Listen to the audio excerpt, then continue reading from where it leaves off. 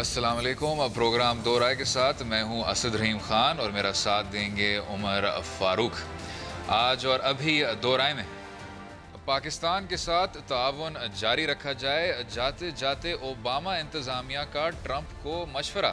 پھر بات کریں گے آبدوز کے بعد بھارتی ڈرون کی پاکستانی سرحدی حدود کی خلاف ورزی، انڈیا کا پاکستان کے خلاف جنگی عزائم کا سلسلہ تھم نہ سکا.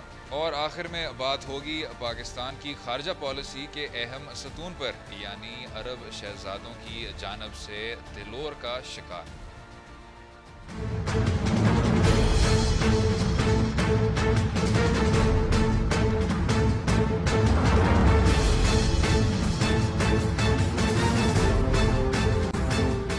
جناب، پاکستان کے ساتھ کیا یہ تعاون کا ایک مشورہ تھا انکمنگ ٹرمپ ایڈمنسٹریشن کو؟ ہم جو بحث کرنی ہوگی وہ ہمارے پاس ٹائم ہوگا. ہمارے ساتھ جو رفت حسین صاحب موجود ہیں، پروفیسر ہیں، انٹرنیشنل ریلیشنز کے تجزیہ کار ہیں. میرا خیال ہے کوئی ٹائم ضائع کیے بغیر ہمیں ان کی طرف چلے جانا چاہیے. سوالات شروع کر دیں. ڈاکٹر صاحب السلام علیکم. جی وعلیکم السلام.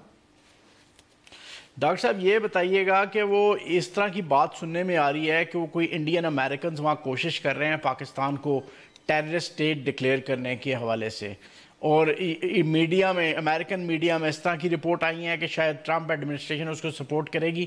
یہ کوئی ریئل ڈینجر ہے یا یہ صرف نظروں کا دھوکہ ہے؟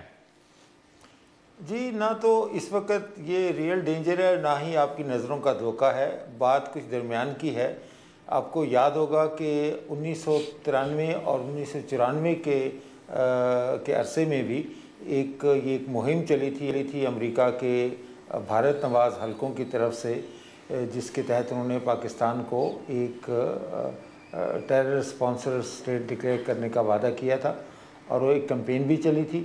اور اس کے بعد حال ہی میں وہ کیمپین ناکام ہو گئی، اور حال ہی میں انڈیا کاکس کی طرف سے ایک بار پھر ٹرمپ کے پریزیڈنٹ منتخب ہونے کے بعد یہ کیمپین چلی ہے کہ اسی بات کا آگے بڑھایا جائے.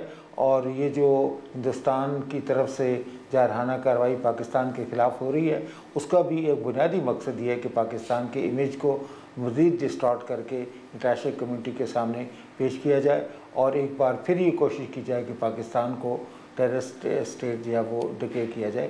لیکن میرے خیال میں جو امریکہ کے جو سمجھدار حلقے ہیں، جو ان کے فارمر آفیشلز ہیں اور اوباما کے جو لوگ ہیں، جو کہ کیونکہ ابھی تک تو وہ ٹرمپ صاحب جو ہے وہ جب پریزیڈنٹ کی ان کی تکلیف حلف برداری ہوگی تو اسی کے بعد ہی وہ پریزیڈنٹ بنیں گے.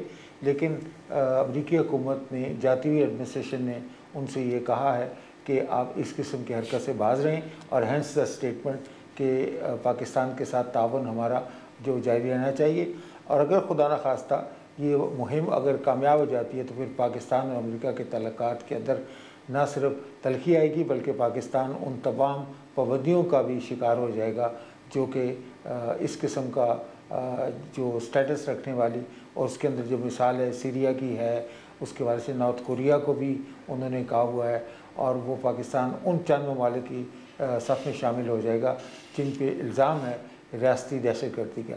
اب بات یہ ہے کہ جو اس وقت اپوائنٹمنٹس کی ہیں اوباما جو آنے والی حکومت جو ہے انہوں نے جو اپوائنٹمنٹس کی ہیں اس کے والے سے فار ایگزامپل مائیکل فلن کو انہوں نے NSA کا ڈائریکٹر بنایا ہے، اور جو CIA کے ڈائریکٹر ہیں وہ بھی ایک نئے ہیں.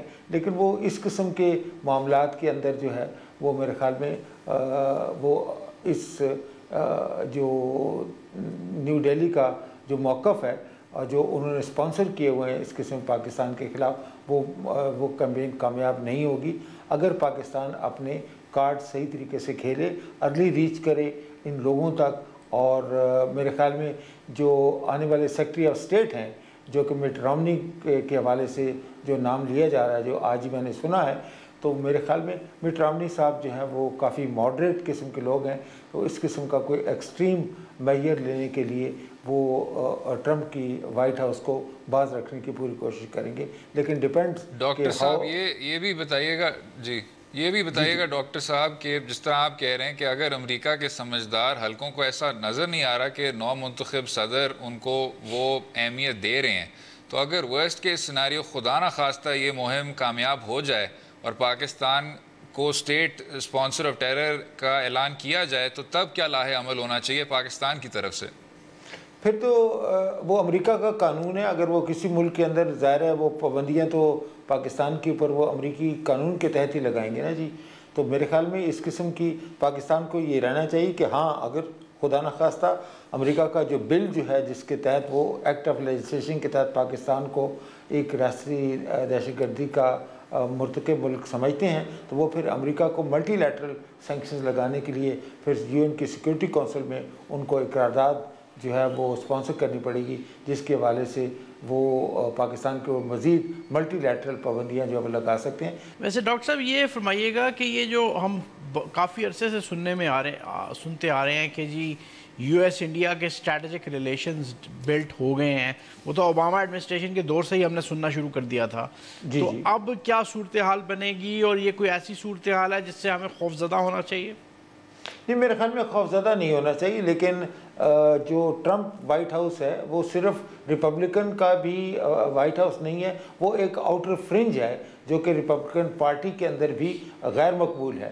تو اس کے حوالے سے وہ جو ٹرمپ کی جو ایڈمنسٹریشن ہے اس کو ریپبلکن پارٹی کی حمایت بھی ماڈریٹ ونگ کی حمایت حاصل نہیں ہے. تو یہ دیکھنا ہوگا کہ وہ کس قسم کے فیصلے کرتے ہیں. میرا ذاتی خیال یہ ہے کہ ساؤتھ ایشیا یا ساؤتھ ایسٹ ایشیا کی طرف ان کی توجہ کم از کم پہلے 2 سال کے اندر مبذول نہیں ہوگی، کیونکہ بہت بڑا چیلنج ہے وہ ان کو میکسیکن کے حوالے سے میکسیکن امیگریشن کو انہوں نے روکنا ہے. پھر شام کی صورتحال ہے. لیکن ڈاکٹر صاحب لیکن یہ جو جنگ ہے جو افغانستان میں جاری ہے، کیا اس کا بھی ایک سوالیہ نشان نہیں ہے؟ ڈونلڈ ٹرمپ یہ بھی فرما چکے ہیں کہ جی ہمیں افغانستان میں مزید فوج رکھنی چاہیے کیونکہ اس کے بالکل ساتھ پاکستان ہے جو ایک ایٹمی طاقت بھی ہے. تو کیا ان کی توجہ ساؤتھ ایشیا کی طرف نہیں آئے گی؟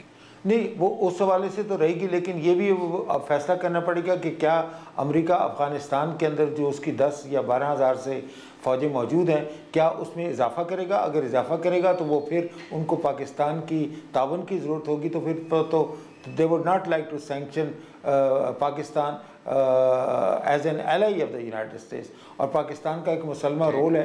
تو یہ میرے خیال میں امریکہ کی انوالومنٹ اگر افغانستان کے اندر بڑھتی ہے تو پاکستان کو اس سے کوئی خطرہ نہیں محسوس ہونا چاہیے، بلکہ وہ ایک ری ایشورنس کا میسج بھی جائے گا.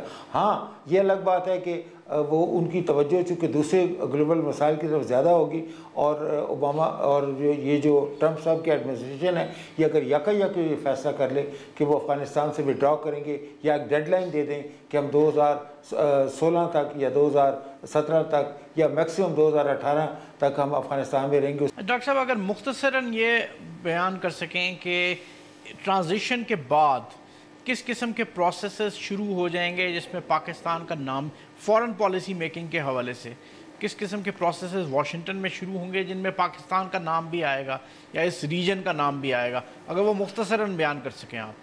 جی، وہ اس کے بنیادی بات یہ ہے کہ کیا پاکستان اور ہندوستان کے درمیان کشیدگی بڑھے گی یا کشیدگی کم ہوگی. اگر کشیدگی کم ہو رہی ہے تو امریکہ بھی اس کو ویلکم کرے گا، اور اگر کشیدگی بڑھ رہی ہے تو پھر لامحالہ طور پہ امریکہ جو اسٹریٹجک پارٹنرشپ کے حوالے سے ہندوستان کا ساتھ دے گا. تو there can be added pressure on Pakistan of the escalation takes place between India and Pakistan. لیکن میرا جہاں تک ذاتی تخمینہ ہے مختصر وہ یہ ہے کہ حالات خطے کے اندر جوں کے تو ہی رہیں گے کم از کم 1 سال کے بعد، اور 1 سال کے بعد جب یہ ایڈمنسٹریشن حالات کا جائزہ لے گی، نئی نیشنل سیکورٹی اسٹریٹجی اناؤنس کریں گے، اس کے حوالے سے ہمیں دیکھنا پڑے گا کہ اس کے اندر کیا کچھ ہے. ڈاکٹر صاحب بہت بہت شکریہ شو میں شامل ہونے کا، قیمتی وقت دینے کا. جناب بہت زیادہ سوال بھی اٹھے اور جواب بھی ان کے ڈاکٹر صاحب نے دیے، اس پہ بات کرتے رہیں گے. رہیے گا ہمارے ساتھ.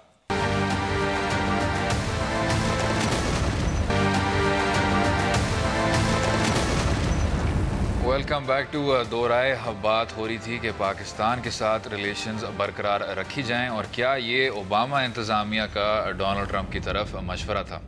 جناب اچھا، ویسے میں آپ کو ایک بات بتاؤں کہ یہ جو پالیسی لیول پہ جو ڈیبیٹ ہوتی رہی ہے نا واشنگٹن میں ٹرمپ کے آنے سے پہلے یا بلکہ اس سے بھی پہلے جب ٹرمپ کا نام آنا شروع ہوا پالیٹکس میں، اس سے بھی پہلے یہ ڈیبیٹ شروع ہو گئی تھی. امریکن پالیسی میکرز اور امریکن جو نان گورنمنٹل سیکٹر کے ایکسپرٹس ہیں وہ یہ سوال اٹھا رہے تھے کہ اگر فرض کریں آپ امریکنز ٹریلینز آف ڈالرز خرچ کر کے اس خطے کو سٹیبلائز کر دیتے ہیں, پاکستان بھی سٹیبلائز ہو جاتا ہے, افغانستان بھی سٹیبلائز ہو جاتا ہے, تو اس کا فائدہ کس کو ہوگا؟ اور وہ جواب اس کا یہ دیتے تھے کہ اس کا فائدہ امریکہ کو نہیں ہوگا. یہ کون سی سٹڈی ہے؟ یہ سٹڈی نہیں ہے, یہ پبلک ڈیبیٹ ہے. اس پہ کارل اینڈرفرد بھی لکھتے رہے ہیں, میڈلائن البرائٹ بھی اس پہ لکھتی رہی ہیں. کافی ہائپوتھیٹیکل قسم کے سوال تھے اور اس کا جواب وہ یہ دیتے تھے کہ اس کا سٹیبلائز ریجن ہوگا تو اس کا فائدہ چائنا کو ہوگا, امریکہ کو نہیں ہوگا.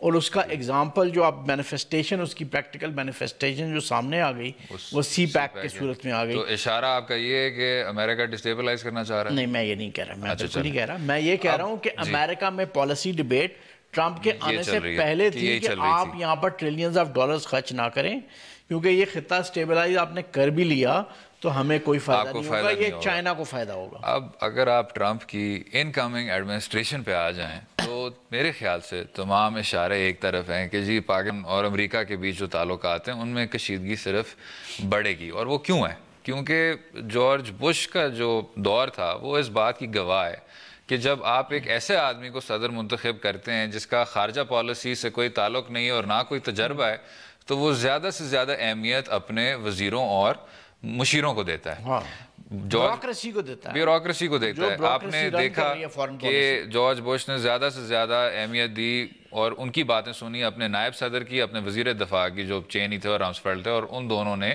دنیا کی اینٹ سے اینٹ بجا دی. اب جب آپ کو ایسا صدر مل گیا ہے ڈونلڈ ٹرمپ جیسا, جو نہ صرف قوم پرست لوگوں کو تقرر کر رہا ہے لیکن نسل پرست لوگوں کو تقرر کر رہا ہے. ابھی جو ان کے قومی سلامتی کے مشیر ہیں جنرل فلن, بلکہ ایک حوالہ بھی دے دیتے ہیں ان کی ایک بات کا جو ساری دنیا میں ابھی پھیل چکی ہے. جی سنیے گا. Islam is a political ideology. It is a political ideology. It definitely hides behind this notion of it being a religion.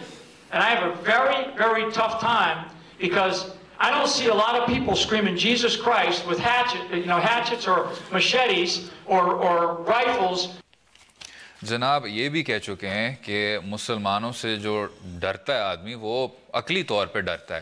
تو کہنا میں یہ چاہ رہا ہوں کہ بش کا, اگر ایک بات مکمل کر لوں, کہنا میں یہ چاہ رہا ہوں کہ بش کا جو کابینہ تھا بے شک جتنا بھی تنگ نظر تھا, بے شک جتنا بھی قوم پرست تھا, اس کابینہ نے اس کو بہت پیچھے چھوڑ دیا, کچھ قدم پیچھے چھوڑ دیا. یار اسد میری بات سنیں, میں آپ کو یہ بتاؤں کہ یہ اس لیول پہ نا ہر بندہ ایک تھوڑا ریسسٹ بھی ہوتا ہے اور ریلیجس فنیٹک بھی ہوتا ہے. آپ مجھے بتائیں کہ آپ اس لیول پہ کیا مطلب؟ میں بتاتا ہوں نا آپ کو اس لیول پہ میرا کیا مطلب ہے, کہ آپ اپنے پولیٹیشنز کا ایک سروے کرا لیں, ان کو ایک کویسچنر بھیجیں اور ان سے پوچھیں کہ کرسچینٹی کے بارے میں آپ کی کیا رائے ہے, یا آپ کی وائٹ ریس کے بارے میں کیا رائے ہے. وہ they will express a very racist opinion. یہ کون سے I am sure کس چیز سے پوچھ لیں آپ. میں کسی ایک سیاستدان سے ہم پرائیویٹ گفتگو کیا کرتے ہیں ایک دوسرے گوروں کے بارے میں, کیا پرائیویٹ گفتگو کرتے ہیں لوگ. تو کہنا آپ یہ چاہ رہے ہیں کہ جو جنرل فلن کی جو بات ہے وہ کوئی نئی بات نہیں ہے, عام آدمی اس طرح کے تعصب رکھتا ہے. بالکل رکھتا ہے. ٹھیک ہے. اور ایک منٹ, اس کے علاوہ میں آپ کو ایک بات بتاؤں کہ یہ جو ہے نا پریزیڈنٹ الیکٹ ڈونلڈ ٹرمپ نے اپنی الیکشن کمپین کے دوران کوئی کوہیرنٹ فورن پالیسی اناؤنس نہیں کی, کوئی coherent foreign policy vision announce نہیں کیا. میں سمجھتا ہوں جب ایک آدمی آپ کا قومتی سلامتی پہ مشیر ہے تو یہ بڑی کوہیرنٹ بات ہے. یہ کہنا کہ جی اسلام ایک مذہب نہیں ہے, ایک نظریہ ہے, یہ ایک صاف تعصب آپ کو ثابت کر کے دے رہا ہے. اور اگر میں ایک دو اور کا حوالہ دے دوں, نہیں ہے یہ ویو ویسٹ میں ایگزسٹ کرتا ہے, بالکل ایگزسٹ کرتا ہے, لیکن اس پہ میں 100% اختلاف کروں گا جو آپ کہہ رہے ہیں کہ جی یہ جو باقی سب سیاستدان ہیں وہ بھی اس طرح کے تعصب رکھتے ہیں. آپ کو ڈھونڈ چون کے اس آدمی کو ان عہدوں پہ فائز کرنا ہے. ہمیں اپنے اندر جھانک کے دیکھ لینا چاہیے نا کہ ہم کس قسم پرائیویٹ کنورسیشنز میں, بلکہ پرائیویٹ کنورسیشنز کو چھوڑیں آپ, جو پبلک اسرشنز میں ہم ویسٹ کے بارے میں کن ویوز کا اظہار کرتے ہیں. چلیں کیوں ریویوز کا اظہار کرتے ہیں آپ؟ چلیں اس بات پہ اتفاق کر لیں کہ اگر اتنی صفائی سے وہ اندر جھانک کے یہ ساری باتیں کر رہے ہیں تو اس کا مطلب یہ ہے کہ پاکستان اور باقی ہم ہر قسم کے ریومرز کو بلیو کرتے ہیں جب وہ ویسٹ کے بارے میں کہی جاتی ہیں. ہم ہر قسم کا ریومر، آپ کا ریلیجس رائٹ کو چھوڑ دیں، آپ کا پولیٹیکل رائٹ کو دیکھ لیں، وہ ہر قسم کا ریومرز نہ صرف پھیلا رہے ہوتے ہیں بلکہ ان کی باتوں پہ لوگوں کو یقین کر رہے ہوتے ہیں. ضرور ہوگا جی، یہاں ایک کنسپیریسی تھیوری کا مائنڈ سیٹ ہے اور اس میں کوئی شک نہیں ہے کہ یہاں بھی نسل پرستی والی چیزیں ہوتی ہیں، قوم پرستی کی باتیں ہوتی ہیں، لیکن اب اگر آپ اپنی بات کو اگر محدود کر لیں، تھوڑا سا اگر آپ دیکھ لیں نا کہ ابھی سچویشن جو ہے نا وہ ان فلکس ہے اور ابھی کوئی چیز فارمیٹیو فیز بھی ابھی شروع نہیں ہوئی فارن پالیسی، امریکن پالیسی کے حوالے سے. لیکن جب فارمیٹیو فیز شروع ہوگا سب سے امپورٹنٹ بات یہ ہوگی کہ یہ سیکریٹری آف اسٹیٹ کس کو لگاتے ہیں. اگر میٹ رومنی جیسے ماڈریٹ آدمی لگتا ہے تو بالکل ڈیفرنٹ پالیسی. میں اگر ایک بات کر لوں آپ کی خدمت میں، جارج بش نے بھی ایک ماڈریٹ سیکریٹری آف اسٹیٹ کو بنایا، کولن پاول، اور رامسفیلڈ اور چینی اس کو کھا گئے. پھر کونڈولیزا رائس کو لگایا اور رامسفیلڈ اور چینی اسے کھا گئے.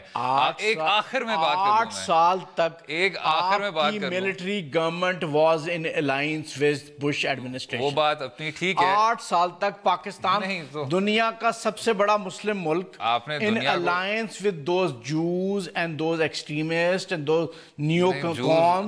جو بھی آپ پال وٹسوٹس، وہ تو نہیں کہوں گا لیکن وہ جوز بالکل نہیں تھے. نہیں، وہ جو بھی تھے کرسچن رائٹ جن کو بھی آپ دیکھ لیں، یہ ملٹری گورنمنٹ کے ساتھ الائنس میں تھی. میں بس ایک آخر میں بات کر لوں کہ اگر آپ نے کہا چیزیں ان فلکس ہیں، ٹھیک، اگر میرا نیشنل سیکیورٹی ایڈوائزر ایک قوم پرست ہے، اس کی آپ نے ابھی بات سن لی. اگر میرا اٹارنی جنرل جیف سیشنز کو 80 کی دہائی میں جج شپ سے مسترد کیا گیا تھا کیونکہ اس نے قوم پرست اور نسل پرست باتیں کی. آپ کو پتا ہے کتنا مشکل ہے 80 کی دہائی میں ریسسٹ کوئی آپ کو سمجھے؟ بہت مشکل ہے. اس کو 2016 میں آپ اٹارنی جنرل لگا رہے ہیں.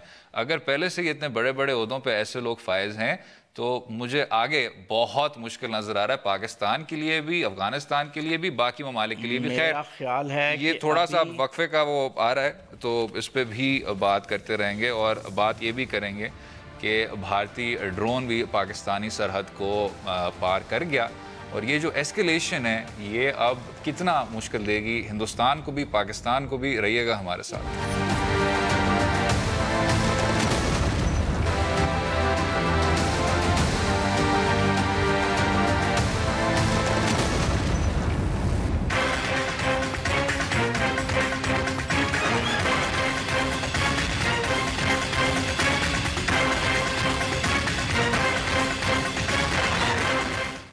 ویلکم بیک ٹو دو رائے. پاکستان میں بھارتی ڈرون کا بھی سرحدوں کو پار کرنا اور جنگی عزائم کا سلسلہ تھم نہ سکا. ہمارے ساتھ ہیں جنرل امجد شعیب صاحب جو معروف دفاعی تجزیہ کار بھی ہیں. جی جنرل شعیب صاحب، ویلکم.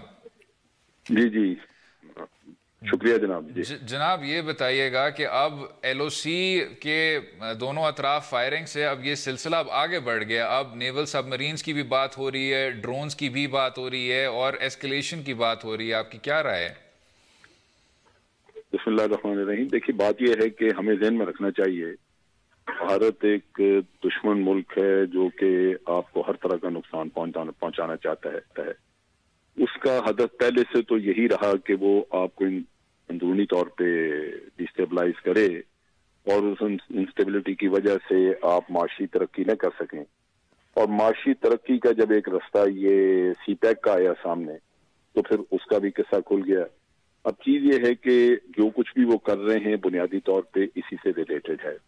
جب وہ سیز فائر لائن پہ ہماری ایل او سی جو ہے اس کے اوپر بہت زیادہ ایکٹیویٹی کرتے ہیں تو ان کے دو مقاصد ہوتے ہیں. ایک تو وہ کشمیر میں جو ظلم ڈھا رہے ہیں، جتنی بربریت کر رہے ہیں، اس سے توجہ ہٹانا چاہتے ہیں کہ لوگ کشمیر میں ہی دوسری طرف ان کی سوچ مبدول ہو جائے. دوسرا یہ ہے کہ وہ آپ کو مشرقی سرحدوں پہ اتنا مصروف کرنا چاہتے ہیں کہ آپ کی مغربی سرحدوں سے توجہ ہٹے تاکہ وہاں سے دہشت گردی کے اوپر جو بڑی حد تک آپ نے کنٹرول پایا ہے وہ ان کو کھلا موقع ملے اور ادھر سے دہشت گرد جو ہیں وہ بلوچستان میں کارروائی کر سکیں. اور یہ سی پیک کے لیے ہوگا، جو بلوچستان میں جتنی کاروائیاں ہوں گی وہ سی پیک کو ختم کرنے کے لیے. اور جو سبمرین آ رہی تھی وہ بھی اسی مقصد کے لیے، کیونکہ اس میں دو چیزیں پاسبل تھیں. ایک تو یہ کہ وہ سی پیک کے بارے میں انفارمیشن بندرگاہ کے بارے میں لینا چاہتی تھی، کہ بندرگاہ کی ابھی جیسے ہماری گوادر پورٹ جو ہے یہ ڈیولپ ہوئی ہے، تو اس کے بارے میں بہت ساری انفارمیشن جو ہے وہ انڈینز کو اویلیبل ہوگی، لیکن کچھ ایسی بھی ہوگی جو کہ وہ کلیکٹ کرنا چاہتے ہوں گے تاکہ وہاں بھی ٹیررزم کروا سکیں. جی جناب صاحب، اصل میں ہم چاہ رہے تھے کہ آپ کو لائن آف کنٹرول پہ آپ کے کامنٹ لے، میں ادھر بھی آ رہا ہوں. نہیں، میں صرف ایک سوال اگر آپ میرے سے لے لیں. جی لیں. میں یہ پوچھنا چاہ رہا تھا کہ لائن آف کنٹرول کی جو صورتحال ہے اس کو اگر مختصراً آپ بیان کرنا چاہیں تو کس طرح بیان کریں گے، اور دوسرا کتنی پریشان کن ہے وہ صورتحال؟ پریشان کن ہے، اس کی دو وجوہات ہیں، اور اس میں انڈیا نے تو جو کرنا وہ کر رہا ہے، وہ ہماری اپنی رسپانس کی وجہ سے تھوڑی پریشان کن ہے.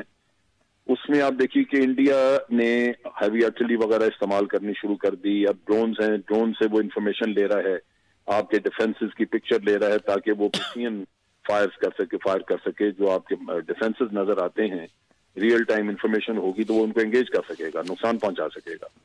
اب اس میں پریشانی جو میں بات کر رہا ہوں وہ یہ ہے کہ ایک طرف تو وہ یہ خود کرتے ہیں، وہ ساری یعنی انیشیٹ کرتے ہیں یہ چیزیں، اور اس کے بعد الزام پاکستان پہ لگاتے ہیں.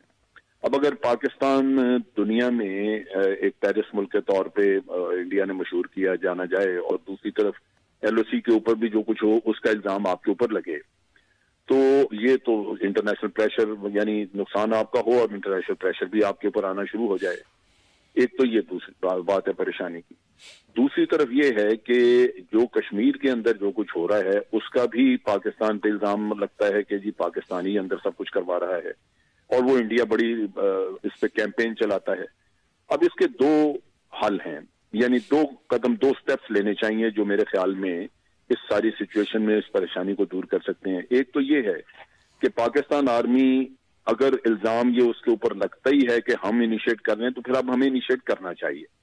ہم اپنی مرضی کے سیکٹر چنیں، اور جن سیکٹرز میں انڈینز ایکسپوز نظر آتے ہیں، جہاں ان کے ڈیفنسز کے بارے میں انفارمیشن بہتر ہمارے پاس ہے، وی مسٹ انگیج. کیونکہ الزام تو لگ ہی رہا ہے، پھر آپ کیوں اس کے اوپر انتظار کریں کہ جی وہ فائر کریں؟ تو پھر آج دن تک آپ کا ریئیکشنری موڈ میں آپ رہے ہیں. اس کی بجائے میرا اپنا خیال ہے کہ اب آپ کو ایکشن موڈ میں آنا چاہیے، اور پورے LOC کے اوپر ہر سیکٹر میں جہاں کہیں آپ کو موقع ملتا ہے، جہاں کہیں انڈینز ایکسپوز ملتے ہیں، آپ ان کو انگیج کریں.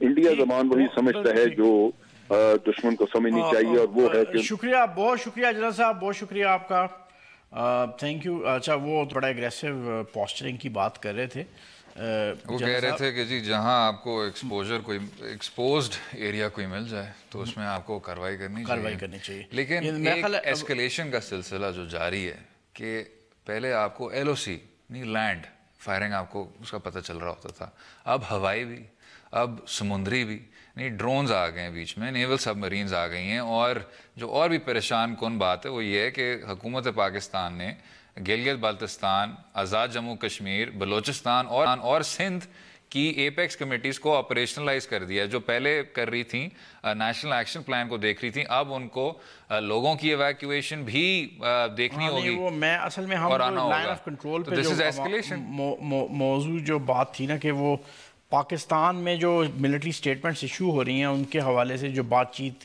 ٹیلی ویژن پہ بھی ہو رہی ہے، اس میں سے 3 چیزیں آپ بتا سکتے ہیں جس کو وہ ایسکلیشن کی کو پوائنٹ آؤٹ کریں کہ those point out towards escalation. وہ تو ٹھیک ہے جناب، وہ تو ٹھیک ہے، ایسکلیٹ ہو رہی ہیں. نہیں، میں آپ کو 3 ریزن بتا دوں نا آپ کو. نہیں وہ ہم جی کیجیے. ایک وہ کہتے ہیں کہ ہیوی آرٹلری، جیسے جنرل صاحب نے بھی کہا کہ ہیوی آرٹلری، ٹھیک. دوسرا وہ ٹارگیٹنگ آف سیویلینز کو کہہ رہے ہیں کہ یہ ایسکلیٹری ہے، بالکل ہے. اور تیسرا وہ انکریز ریکونیسنس کو کہہ رہے ہیں، جو جاسوس یعنی ڈرونز کر رہے ہیں. لیکن اس سے پہلے جو ہے نا، اس سے پہلے کے زمانے میں یہ جو ایکسچینج آف فائر تھا نا، کیونکہ یہ اسمال آرمز سے ہوتا تھا، اور اسمال آرمز کے ہونے کی اگر انٹینسٹی بڑھ بھی جاتی تھی تو اس کو ایسکلیشن نہیں سمجھا جاتا تھا، کیونکہ وہ ایک تو لائن آف کنٹرول کو کراس کرنے کی دونوں میں سے کوئی سائڈ بھی کوشش نہیں کرتی تھی، اور دوسری یہ کہ ہیوی ویپنز لے کے کوئی نہیں آتے تھے، اسمال آرم سے ہی ایکسچینج ہوتا تھا. اسمال آرم سے مطلب یہ ہے کہ اینٹی ایئر کرافٹ گنز استعمال ہوتی تھیں ایز آرٹلری. جناب اس پہ تو کوئی شک نہیں ہے کہ ایسکلیشن ہو رہی ہے دونوں اطراف. میں جو پوچھنا چاہ رہا ہوں وہ یہ ہے کہ آپ کو بہت دیر سے ستمبر کے قبل آپ کو یہ نظر آ رہا ہے کہ ہندوستانی میڈیا بھی، ہندوستان کے جو یہ پریکار صاحب بھی ہیں، ان کے جو نیشنل سیکیورٹی ایڈوائزر بھی ہیں، یہ سارے سینہ پیٹ رہے ہیں اور جنگجو باتیں کر رہے ہیں. اب ریاکشن میں پاکستان اب کہہ رہا ہے کہ جی ہم بھی جنگ کے لیے تیار ہیں.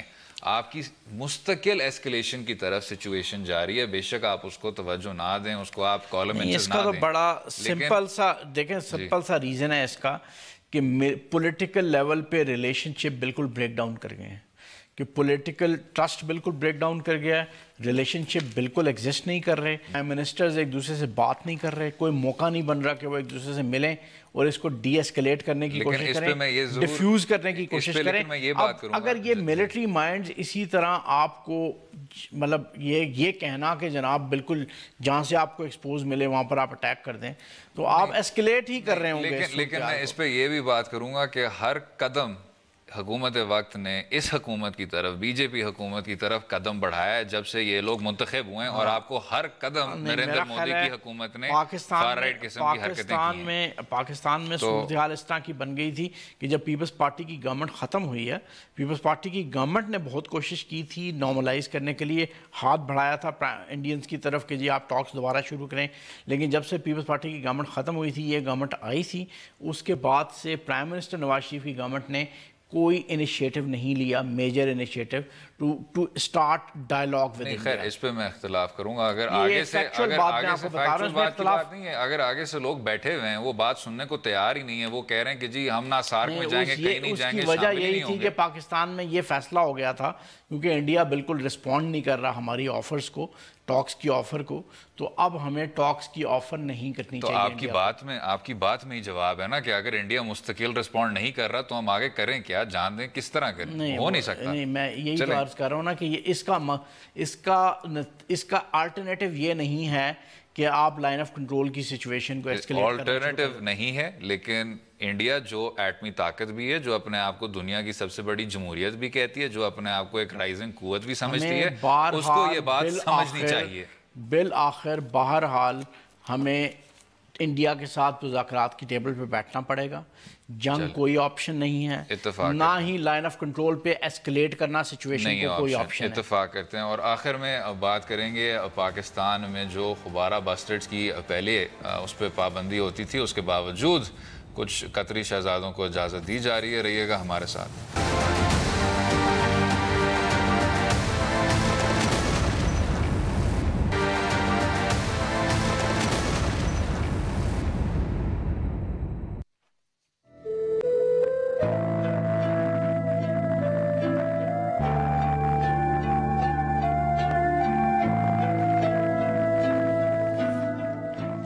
ویلکم بیک ٹو دو رائے. بات یہ کہی جاتی ہے کہ پاکستان کی فارن پالیسی کا یہ ایک اہم ستون ہے کہ آپ کچھ عرب شہزادوں کو اجازت دیں کہ وہ ادھر آ کے بے تحاشا آپ کی سب سے جو انڈینجرڈ برڈز ہیں ان پہ ان کا شکار کریں، نشانہ بازی تیز کریں، نشانہ بازی تیز کر لیں. چلیں لیکن میں ایک تصحیح کر دوں کیجیے.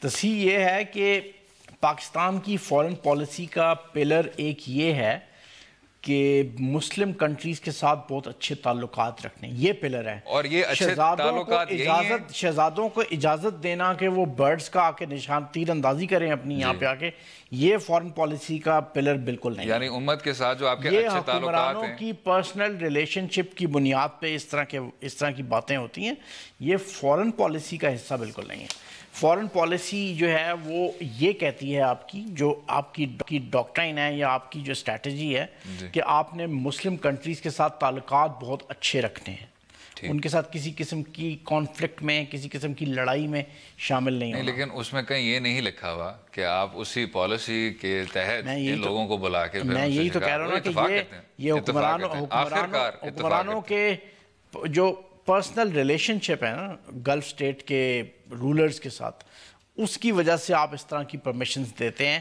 جو آپ کی ایکو سسٹم کے لیے خراب ہوتا ہے، جو آپ کی نیچرل جو آپ کی جو انوائرمنٹ ہے اس کے لیے خرابی کا باعث بنتی ہے. خیر اور اس میں جو دلچسپ بات ہے وہ یہ ہے کہ پہلے ایڈ ہاک بیسس پہ کچھ پابندیاں لگ جاتی تھیں. اسٹیو کال کی کتاب ہے، اس میں انہوں نے اسی طرح کا حوالہ دیا ہوا ہے سالم بن لادن کا.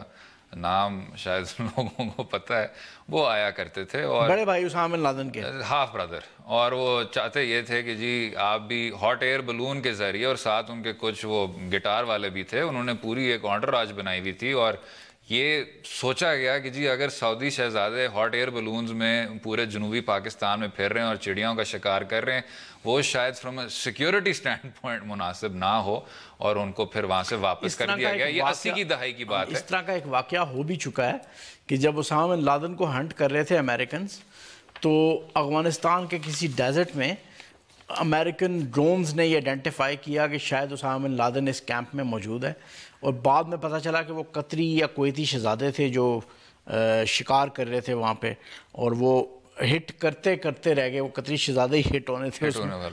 خیر اس میں یہ ضرور ہے کہ شاید اس کو سامنے رکھتے ہوئے اپوزیشن سے بھی اور حکومت سے بھی یہ آیا کہ جی آپ کو اپنا جو انوائرمنٹ ہے، اپنا جو ایکالوجی ہے، جو اس طرح کے جو نایاب پرندے ہیں ان کے لیے ایک انڈاؤمنٹ فنڈ قائم کرنا چاہیے۔ پرائم منسٹر نے قائم کیا بھی تھا میرا خیال۔ جی، اور اس میں اگر آپ دیکھیں ایک پالیسی کوہیرنس ہونی چاہیے۔ آپ کی جو انڈینجرڈ سپیسیز ہیں اس کو جو درجہ آپ کو دینا چاہیے وہ شاید اس سے زیادہ ہے کہ آپ عرب شہزادوں کو ادھر آ کے ان کو تھوڑا سا پھرا کے ہاٹ ایئر بلونز میں ادھر ادھر گھما کے، خیر وہ اب تو نہیں ہوتا۔ نہیں، یہ ڈسٹورشن ہے نا، فورن پالیسی کی ڈسٹورشن ہے کہ آپ اسٹیٹ ٹو اسٹیٹ ریلیشنز کو یا city to society relationship کو آپ شہزادہ to head of state relation اس کو کر رہے ہیں اس سے، اور کہہ رہے ہیں کہ جی یہ بھی آپ کی ایک خارجہ پالیسی کا ایک اہم ستون ہے، ایک اہم وہ پلر ہے۔ کوئی سے اہم ستون نہیں ہے یہ، اس کا کوئی فورن پالیسی سے کوئی تعلق نہیں ہے، اس کا کوئی پرائم منسٹر کی پرسنل پالیسی سے کوئی تعلق ہو سکتا ہے، اس کا کوئی تعلق فورن پالیسی سے نہیں۔ تو اس پہ خیر ضرور اتفاق کریں گے، لیکن امید یہ ہے کہ ایسے انڈاؤمنٹ فنڈ میں بھی اب آپ کی نظر اس کی طرف آنا شروع ہو جائے، کیونکہ کئی جانور ہیں گھریال، وہ جو ایلیگیٹر ہے آپ کا، اس میں کچھ چڑیائیں بھی ہیں، وہ بھی شامل ہیں، ان کی ایکسٹنکشن کی طرف کوئی توجہ بھی نہیں دے رہا، کیونکہ آخرکار یہ آپ کو اکثر سننے کو ملتا ہے کہ جی پاکستان میں جب انسانی جان کی قیمت ہی نہیں ہے تو آپ ان نایاب پرندوں کا کیا کریں۔ یہ جو سوچ ہے اس سوچ کو تبدیل کرنا ہوگا۔ میں نے آپ کو شروع کے پروگرامز میں ایک شعر سنایا تھا نا، وہ گانا سنایا تھا، جب روٹی سستی ہوگی اور مہنگی ہوگی جان، وہ دن پھر آئے گا جب ایسا ہوگا پاکستان۔ چلیں جناب عمر فاروق اسٹرنگز کا گانے کا حوالہ دیتے ہوئے اور اسی نوٹ پہ کنکلوڈ کریں گے۔ امید ہے کہ آپ کو آج کا پروگرام پسند آیا ہوگا، اور اپنی رائے سے بھی ہمیں آگاہ کریں۔ اگلے ہفتے تک مجھے اور عمر فاروق کو اجازت دیں۔ خدا حافظ۔